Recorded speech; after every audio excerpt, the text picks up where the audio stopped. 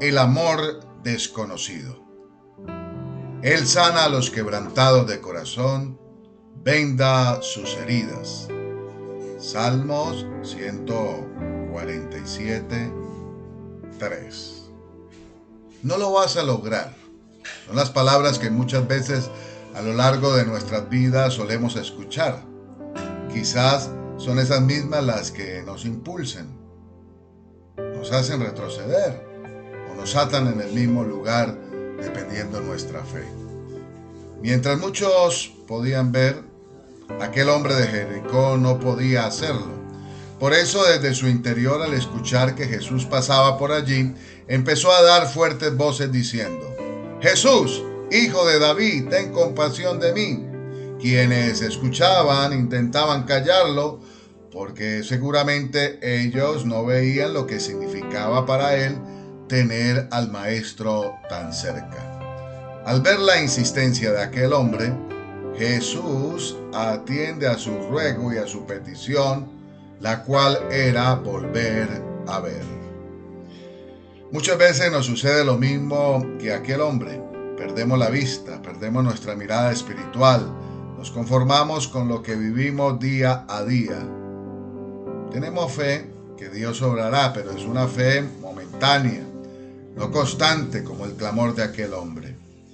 Jesús se dispuso a sanar su corazón, a vendar aquella herida porque vio el interés de aquel hombre. ¿Y usted permitirá que Él sane sus heridas? Ese es el amor de Dios, un amor que no conocíamos, un amor sincero y permanente como el amor del Padre hacia el Hijo. Dios es el autor de nuevos comienzos, y ya sea que estemos heridos por nuestro propio pecado o por el pecado de otros que nos han hecho daño, somos los únicos que podemos decidir si seguimos adelante con la sanidad del Padre. Oremos juntos. Padre, te pido que sanes mi corazón. Te pido que vendes mis heridas, porque tú eres el único que lo puedes hacer. Hoy te honro, hoy te doy la gloria, hoy te doy la alabanza, hoy te bendigo con todas las fuerzas de mi corazón, Señor. Y te doy gracias por un nuevo día de vida, gracias por la salud, gracias por tu bendición abundante, por tu misericordia. Gracias porque te puedo servir, Señor, porque puedo ser instrumento en tus manos. Y gracias porque tú siempre estás dispuesto a sanar mi mente, a sanar mi corazón, a sanar mi alma, a tener siempre el toque sanador para mi vida, para mi familia, para los que están cerca. Amado Padre Celestial, te doy gracias por este día hermoso que tú nos regalas. Quiero pedirte, Señor, que el poder sanador tuyo esté presente en mi vida y tenga siempre una palabra de sanidad, de restauración. Padre, que mi corazón siempre haya el clamar a ti para que tengas siempre misericordia de mí, de mi familia y de todo lo que hago. Señor, de manera especial quiero orar por los seguidores del canal de YouTube Reflexión. Si hay alguno que está enfermo, te pido que tú lo sanes. Que la virtud sanadora de tu Espíritu Santo corra en cada cuerpo, Señor, que escucha este devocional y haya el milagro de la sanidad. Milagros, Señor, de que tú vendes las heridas del alma. Milagros para la gloria y honra de tu nombre. Gracias te damos, Señor, en esta hermosa hora por estar delante de tu presencia. Bendícenos a través de la lectura de tu palabra, que tu palabra nos edifique, que tu palabra nos aliente. En el nombre de Jesús oramos. Amén. Continuamos con el plan de lectura de la Biblia en un año y leeremos Primera de Corintios capítulo 12 y lo haremos en NTV, Nueva Traducción Viviente. Y dice así la palabra de Dios. Ahora, amados hermanos, con respecto a la pregunta acerca de las capacidades especiales que el Espíritu nos da, no quiero que lo malentiendan. Ustedes saben que cuando todavía eran paganos, fueron llevados por el mal camino y arrastrados a rendir culto a ídolos mudos. Por lo tanto, quiero que sepan que nadie que habla por el Espíritu de Dios maldice a Jesús. Y nadie puede decir que Jesús es el Señor, excepto por el Espíritu Santo. Hay distintas clases de dones espirituales, pero el mismo Espíritu es la fuente de todos ellos. Hay distintas formas de servir, pero todos servimos al mismo Señor. Dios trabaja de maneras diferentes, pero es el mismo Dios quien hace la obra en todos nosotros. A cada uno de nosotros se nos da un don espiritual para que nos ayudemos mutuamente. A uno el Espíritu le da la capacidad de dar consejos sabios. A otros el mismo Espíritu le da un mensaje de conocimiento especial. A otro el mismo Espíritu le da gran fe. Y a alguien más ese único Espíritu le da el don de sanidad. A uno le da el poder para hacer milagros y a otro la capacidad de profetizar.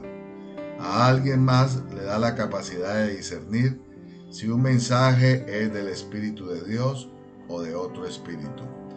Todavía a otro se le da la capacidad de hablar en idiomas desconocidos, mientras que a otro se le da la capacidad de interpretar lo que se está diciendo.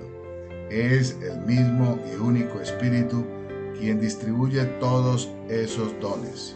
Solamente Él decide qué don cada uno debe tener.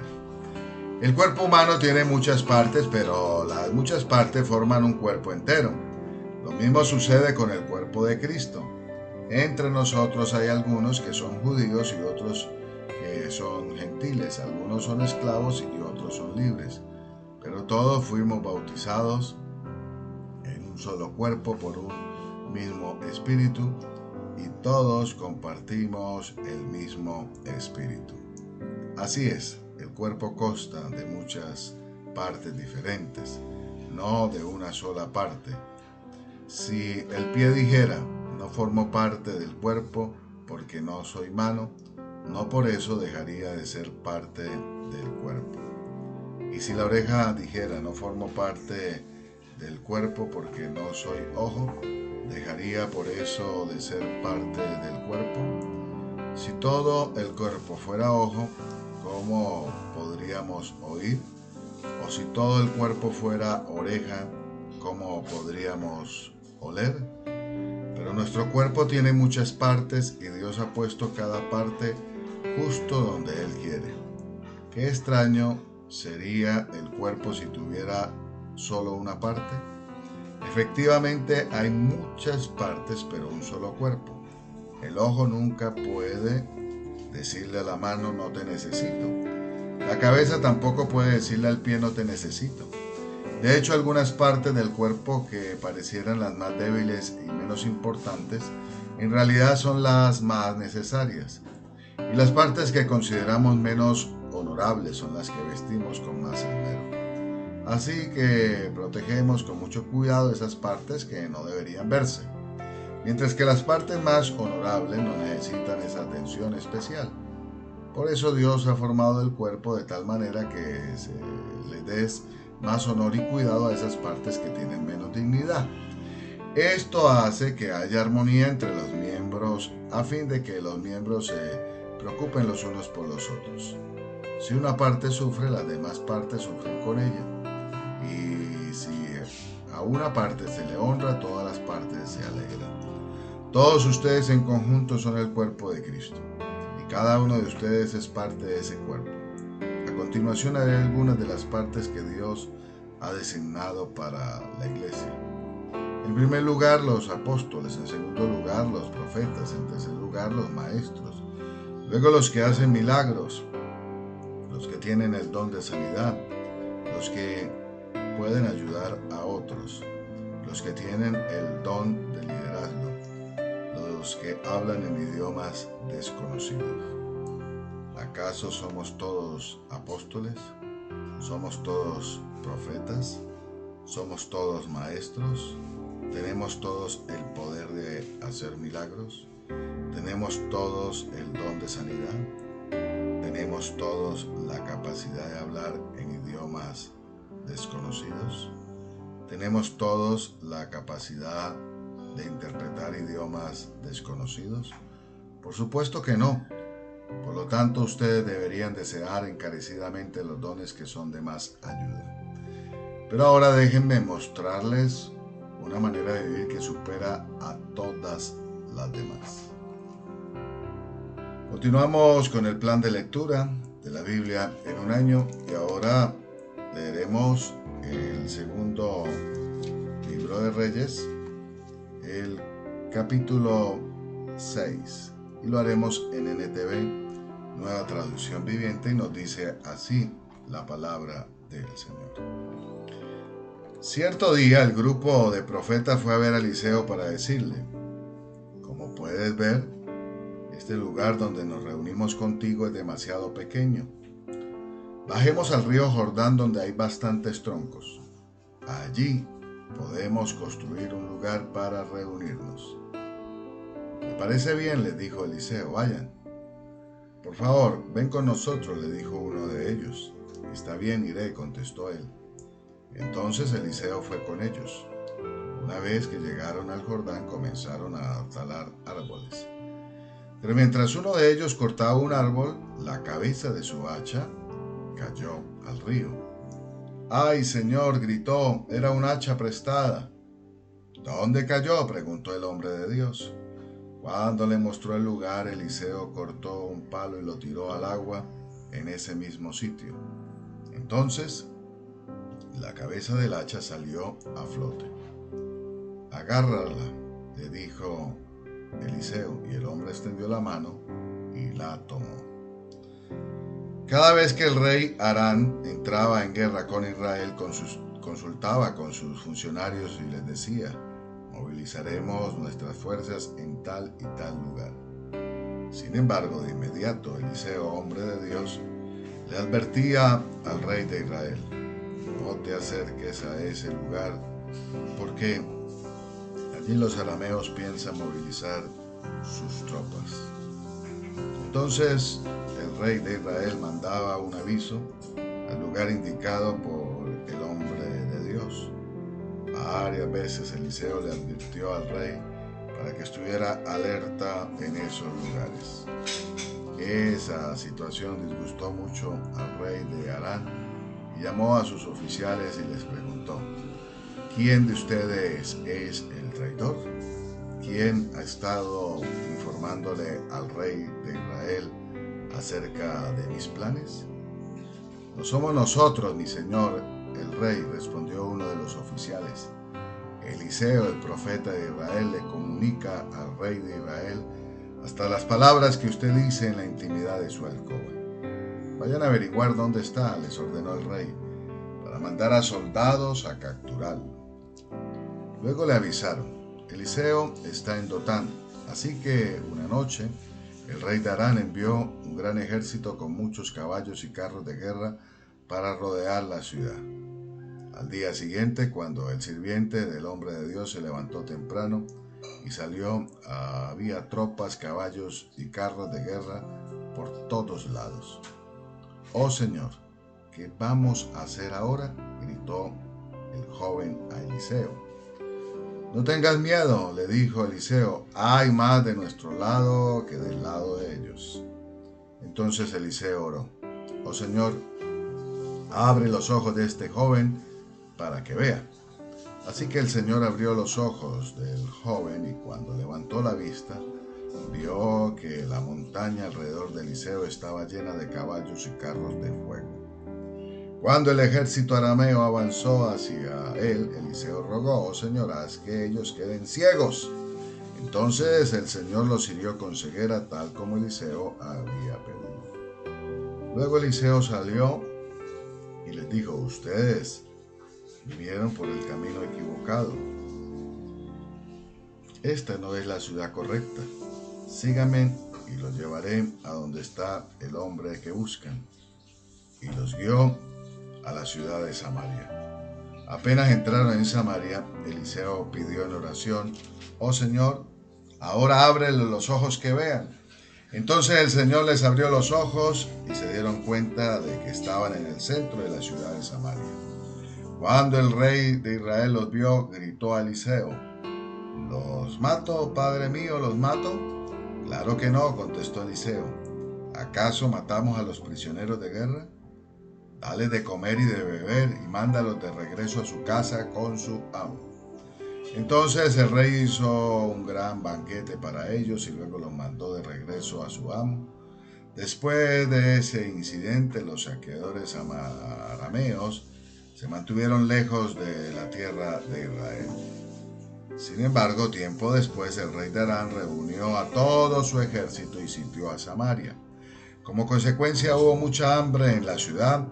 Estuvo sitiada por tanto tiempo que la cabeza de un burro se vendía por 80 piezas de plata y 300 mililitros de estiércol de paloma se vendía por 5 piezas de plata. Cierto día, mientras el rey de Israel caminaba por la muralla de la ciudad, una mujer lo llamó. Mi señor el rey, por favor ayúdeme, le dijo. Él le respondió: si el Señor no te ayuda, ¿qué puedo hacer yo? No tengo comida en el granero ni vino en la prensa para darte. Pero después el rey le preguntó: ¿qué te pasa? Ella contestó: esta mujer me dijo, mira, comámonos a tu hijo hoy y mañana nos comeremos al mío. Entonces cocinamos a mi hijo y nos los comimos. Al día siguiente yo le dije: mata a tu hijo para que nos lo comamos. Pero ella lo había escondido. Cuando el rey oyó esto, rasgó sus vestiduras en señal de desesperación. Como seguía caminando por la muralla, la gente pudo ver que debajo del manto real tenía tela áspera puesta directamente sobre la piel. Entonces el rey juró: que Dios me castigue, aún me mate, si hoy mismo no separo la cabeza de Eliseo de sus hombros. Eliseo estaba sentado en su casa con los ancianos de Israel cuando el rey mandó a un mensajero a llamarlo, pero antes de que llegara el mensajero, Eliseo dijo a los ancianos: un asesino ya mandó a un hombre a cortarme la cabeza. Cuando llegue, cierren la puerta y déjenlo afuera. Pronto oiremos los pasos de su amo detrás de él. Mientras Eliseo decía esto, el mensajero llegó y el rey dijo: todo este sufrimiento viene del Señor. ¿Por qué seguiré esperando al Señor? Eliseo le respondió: escucha el mensaje del Señor. Esto dice el Señor: mañana a esta hora, en los mercados de Samaria, 7 litros de harina selecta costarán apenas una pieza de plata, y 14 litros de grano de cebada costarán apenas una pieza de plata. El funcionario que atendía al rey le dijo al hombre de Dios: eso sería imposible aunque el Señor abriera las ventanas del cielo. Pero Eliseo le respondió: lo verás con tus propios ojos, pero no podrás comer nada de eso. Continuamos con el plan de lectura de la Biblia en un año y ahora leeremos el libro del profeta Jonás, el capítulo 1, y lo leeremos en NTV, Nueva Traducción Viviente. El Señor le dijo el siguiente mensaje a Jonás, hijo de Amitai: levántate y ve a la gran ciudad de Nínive, pronuncia mi juicio contra ella, porque he venido y he visto lo perversa que es su gente. Entonces Jonás se levantó y se fue en dirección contraria para huir del Señor. Descendió al puerto de Jope, donde encontró un barco que partía para Tarsis. Pagó su pasaje, subió a bordo y se embarcó rumbo a Tarsis con la esperanza de escapar del Señor. Ahora bien, el Señor mandó un poderoso viento sobre el mar, el cual desató una violenta tempestad que amenazaba con despedazar el barco. Temiendo por sus vidas, los desesperados marineros pedían ayuda a sus dioses y lanzaban la carga por la borda para aligerar el barco. Todo esto sucedía mientras Jonás dormía profundamente en la bodega del barco. Así que el capitán bajó a buscarlo. ¿Cómo puede dormir en medio de esta situación?, le gritó. Levántate y ora a tu Dios, quizás nos preste atención y nos perdone la vida. Entonces la tripulación echó suertes para ver quién había ofendido a los dioses y causado tan terrible tempestad. Cuando lo hicieron, la suerte señaló a Jonás como el culpable. Así que los marineros le reclamaron: ¿por qué nos ha venido esta espantosa tormenta? ¿Quién eres? ¿En qué trabajas? ¿De qué país eres? ¿Cuál es tu nacionalidad? Soy hebreo, contestó Jonás, y temo al Señor Dios del cielo, quien hizo el mar y la tierra.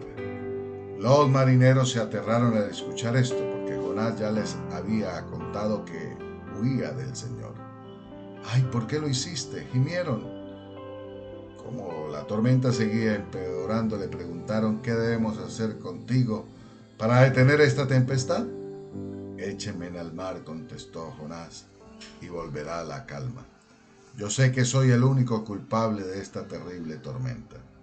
Sin embargo, los marineros remaron con más fuerza para llevar el barco a tierra, pero la tempestad era tan violenta que no lo lograron.